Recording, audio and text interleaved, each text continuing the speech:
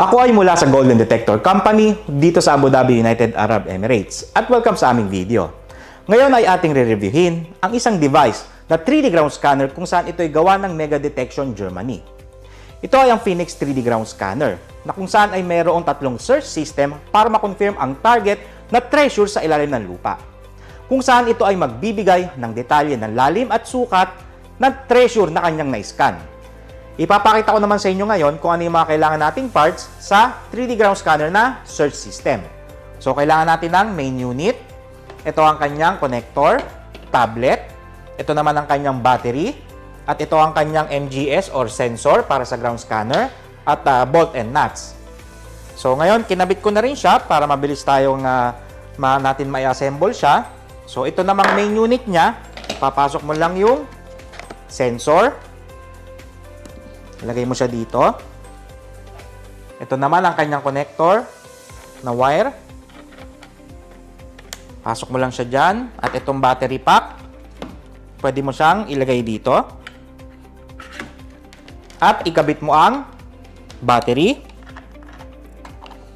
At pwede ka nang gumamit ng 3D ground scanner na search system. Ngayon naman ay gagamitin natin ang 3D ground scanner sa Phoenix device. So ngayon itong kanyang main unit at yung kanyang tablet ay magkakonekta na. So press mo lang ang ground scan. At pwede tayo mamili ng width o yung lapad. Gawin natin tatlong step. Then yung height niya gawin nating 4. So adjustable yan. Then yung kanyang start point, left or right. So, kaliwa tayo magsisimula. Yung kanya namang scan mode, auto or manual. So, pag automatic, isang pindot at dire-diretso ka nang mag-i-scan. So, manual, each step mo ay pipindot ka. So, each step mo nga pala ay dapat ang layo niya ay 30 cm. At yung kanyang sensor ay dapat malayo siya sa ground surface ng at least 10 cm. So, press natin ang start scan. Simulan natin ngayon ang pag-scan.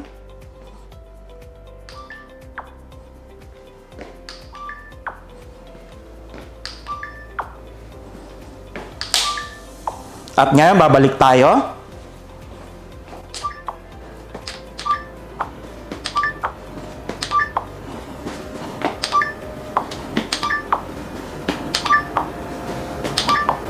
At ngayon, makikita nyo, scan is completed. So, press nyo lang ang yes.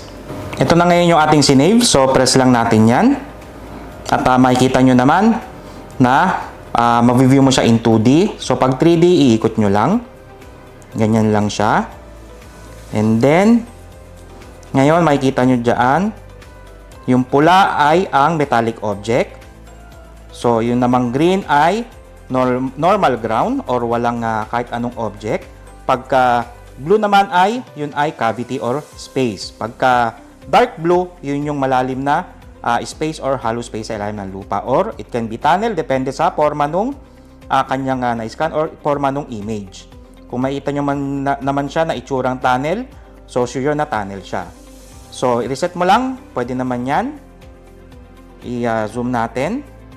Ganyan siya. So, kung makikita mo, each column yan, meron siyang wireframe na option. Kung gusto mo i-view siya ng ganyan, kung mas natadalian ka sa pag-view ng ganyan, o pag-analyze. Then, pwede mo siyang ulitin. Tap mo yung data, makikita mo yung data ng each each column. So, makikita mo naman dyan. So, part na to is 195.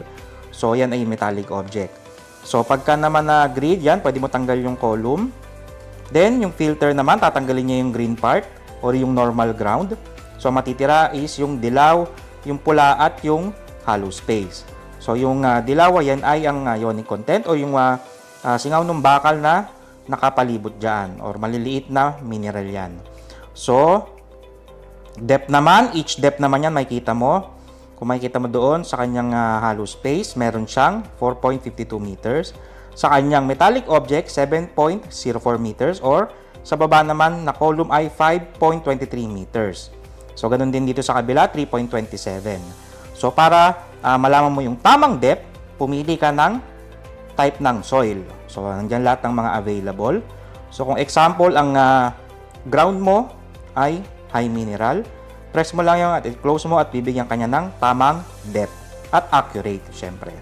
So, sa baba makikita mo 6.2% yung malaking hollow space, 17.4% yung mababang hollow space, or 64.1% yung sa normal na ground, 8.2% yung kanyang mineralized soil, and then yung 4.1% yung metallic object.